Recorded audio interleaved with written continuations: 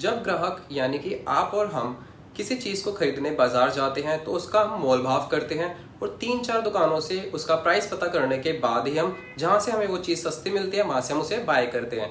तो क्या शेयर बाजार में भी यही कंसेप्ट यूज़ किया जाता है? शेयर बाजार में भी काफ़ी सारे जो शेयर्स हैं सेम इंडस्ट्रियल सेक्टर के, उसमें काफ़ी सस्ते भी होते हैं और काफ़ी महंगे भी होते हैं। अब इन्वेस्टर को कहाँ इन्वेस्ट करना चाहिए, कौन सा शेयर जो है सस्ता है या फिर कौन सा शेयर जो है महंगा है, इसका कैसे पता करें?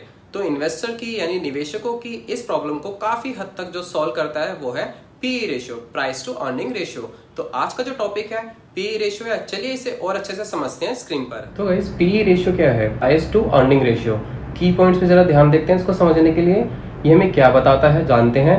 स्टॉक अंडर वैल्यूड है या ओवर वैल्यूड, यानी कि कोई भी स्टॉक सस्ता है या महंगा है, इसका हम पता पीई से कर सकते हैं। अगर जनरली जिन स्टॉक का पी जो है 20 से कम रहता है उसे हम अंडर वैल्यूड यानी कि सस्ता मानते हैं, और जिन स्टॉक्स का पी जो है 20 से ज़्यादा रहता है उन स्टॉक्स को हम ओवर वैल्यूड यानी कि महंगा समझते हैं या मानते हैं। ठीक है, अब पी रेशियो का इस्तेमाल हम सेम इंडस्ट्री या सेक्टर की कंपनियों के साथ कंपेयर करने में भी यूज़ किया जाता है कि सस्ता है या महंगा है बाकी कंपनियों से। ठीक है, P ratio use to compare against similar companies in the same industry sector. ठीक है, अब when investors are willing to pay high P as higher P shows a future growth potential of a stock, यानी कि अब किसी stock का P अगर ज्यादा है तो इसका मतलब ये थोड़ी ना कि वो महंगा, हम उसमें इन्वेस्ट नहीं करेंगे या नहीं करना चाहते। तो काफी सारे जो इन्वेस्टर है वो हाई पी पर भी स्टॉक को बाय करते हैं, क्योंकि ये शो करता है कि स्टॉक में फ्यूचर ग्रोथ है, फ्यूचर ग्रोथ पोटेंशियल है, यानी फ्यूचर में वो स्टॉक या वो शेयर जो है या कंपनी जो है वो आगे जाके क्या करेगी, ग्रो करेगी। अब पी कैसे निकाले? तो पी निकालने का सिंपल फॉर्मूला है स्टॉक का price divided by earning per share, EPS. अब ये अर्निंग पर शेयर क्या है हम अगली क्लासेस में सीखेंगे। वैसे सिंपली क्या है, स्टॉक का जो प्राइस है उसे लीजिए और कंपनी का जो अर्निंग पर शेयर है उससे डिवाइड कर दीजिए, आपको मिलेगा पी रेशियो। ठीक है, चलिए इसे हम प्रैक्टिकली समझते हैं कि शेयर महंगा या सस्ता है कैसे पता करें। यहाँ आप देख सकते हैं कंपनी एक ए है और एक कंपनी बी है। यहाँ शेयर प्राइस दे रखा है, कंपनी ए का शेयर प्राइस 1000 रुपए है और कंपनी बी का शेयर प्राइस 2000 रुपए है। कंपनी ए की जो अर्निंग है वो कितनी है, 100 रुपए, और कंपनी बी की भी जो अर्निंग है वो 100 रुपए ही है। अगर मैं शेयर प्राइस को इसके अर्निंग से डिवाइड कर दूं, यानी 1000 डिवाइडेड बाय 100 करूं मैं, तो सिंपली मुझे पी इसका मिलता है 10। ऐसे ही कंपनी बी का जो शेयर है 2000 रुपये, इसे मैं 100 से डिवाइड करूं तो मुझे पी मिलेगा 20।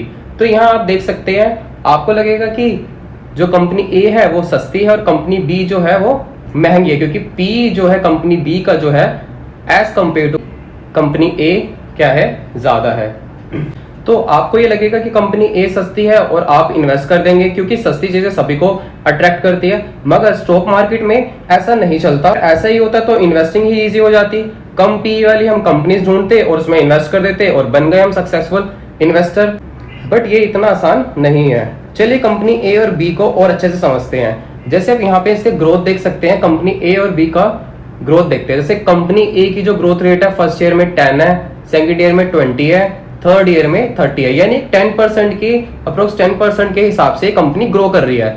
वहीं कंपनी बी जो है फर्स्ट ईयर में जो इसका ग्रोथ रेट है वो 10 है, और फिर सेकेंड ईयर में 30 है, और फिर थर्ड ईयर में 60 है। यानी यहाँ आप देख सकते हैं कि कंपनी बी जो है बहुत ही ज्यादा तेजी से ग्रो कर रही है। तो यहाँ से हमें ये पता चलता है कि अगर किसी कंपनी का पी अगर कम है तो जरूरी नहीं है कि हमें उसमें इन्वेस्ट करना चाहिए।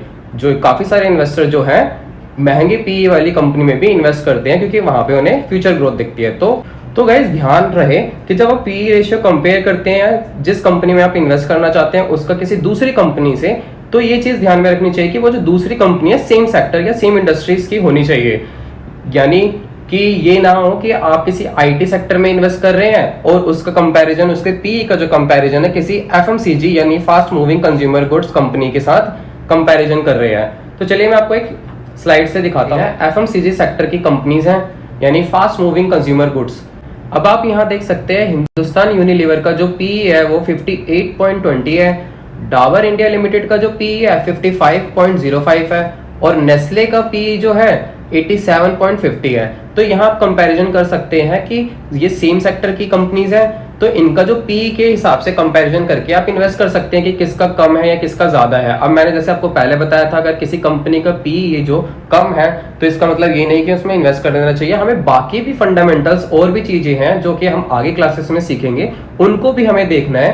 पी एक तरीका है कंपनी को, आप जैसे बहुत सारी कंपनी में आप इन्वेस्ट करना चाहते हैं तो उनमें से कुछ कंपनियों को चुनने का, ठीक है, बाकी फिर उस कंपनी के बाकी फंडामेंटल एनालाइज करने के बाद आप इन्वेस्ट करें।